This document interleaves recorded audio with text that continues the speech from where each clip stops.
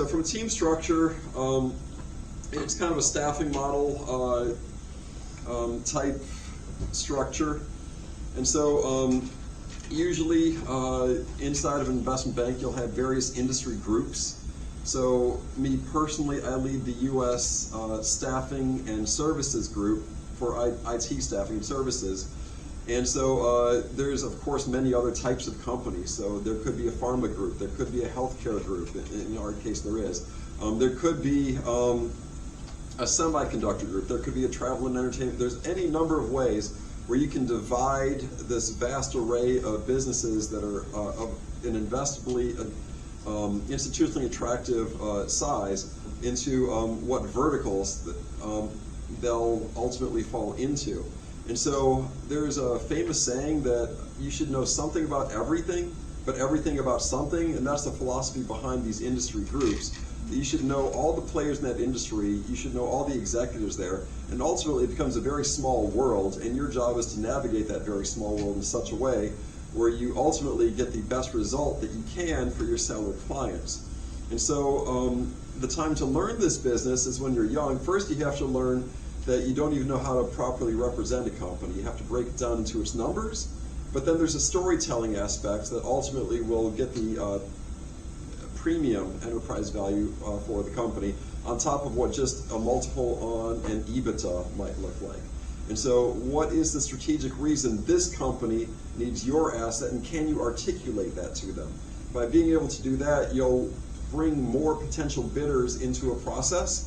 By bringing more potential bidders into a process, you'll have more bids to leverage against each other. And by having more bids to leverage against each other, of course, you'll get a higher enterprise value, and you'd be amazed how many more transactions close when they're at a higher enterprise value rather than you're maybe got one, possibly two offers that are very mid and are not quite up to sellers' expectations.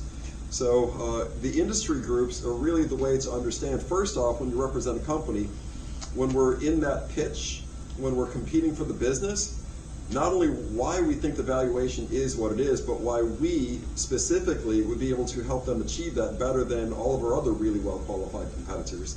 And so that's where the league tables come in. And so first you'll learn how to tell the numbers part of the story as an analyst. And that's going to take you a good year and a half before you get really good at that. By a year and a half to by the time you're a senior analyst, you could basically teach this stuff, and you could probably teach at this school. But you don't know everything yet. There's a qualitative piece as well, and that's really what you'll focus on as an associate. And so by the time you've learned how to really tell a story, not just through the numbers, but through the synergies, through the strategic fit, and all of that, that's when you start to get kind of how this works. But then you need to be in it long enough where you'll know where all the executives that are in this space, it's like being at a poker table and knowing the proclivities of all the other card players around you versus just showing up and expecting to win against, say, whoever the champion, World Series champion of poker is. It's probably not going to go well for you. And so the more hands you play, figuratively speaking, the better at the game you will get. And so vice presidents they're in a dangerous area. Usually by the time you're a senior vice president, you think you could do the job better than the MD. And maybe you could as far as a process standpoint, but what you're not really even acclimated to yet is how do I go out, whether it's to a trade show or an industry group or any of these other things, how do I mingle among the crowd and ultimately create a network where I create a flywheel when these companies are either selling off a division or for the founder-led companies, if they're actually selling their company, why would they come to you versus the next guy? So that's usually a VP is somewhere in their late 20s to early 30s. Your seller is usually somebody in their 50s, and there's a bit of a gender divide, not gender, but generational divide between where you are in your life story and where the seller is in their life story. So it gets easier the older you get because you have more in common with the seller. You've been around this longer, and ultimately you'll know how to present in such a way that it's compelling to hire your firm rather than their firm. And so that's ultimately what the managing director's primary job is. It's a client relationship and rainmaker's job. In addition to, you've just done this process so many times that when it gets to the final kind of, imagine there's deal fatigue. The buyer's been looking at this deal now for maybe close to half a year. They're getting close to the end, but maybe you're arguing over something like how much working capital should transfer, or which AR is good and which one is aged and which ones are collectible, just little tedious issues.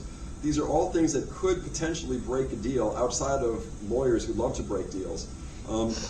But these are all issues that you have to navigate, and it's not like what you'll see in TV where somebody acts like just kind of a grown man-child or woman-child and they start yelling at people. Those deals will never close. You have to be very diplomatic, very measured, and present in such a way where essentially you're the voice of reason in the room.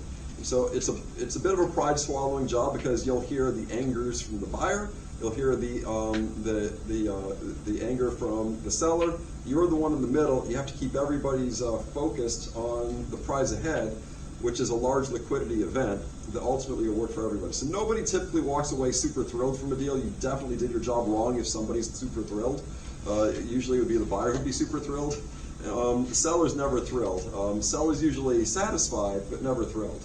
And so that's just something where you know that when you've walked away with a satisfied seller, you've done a really good job.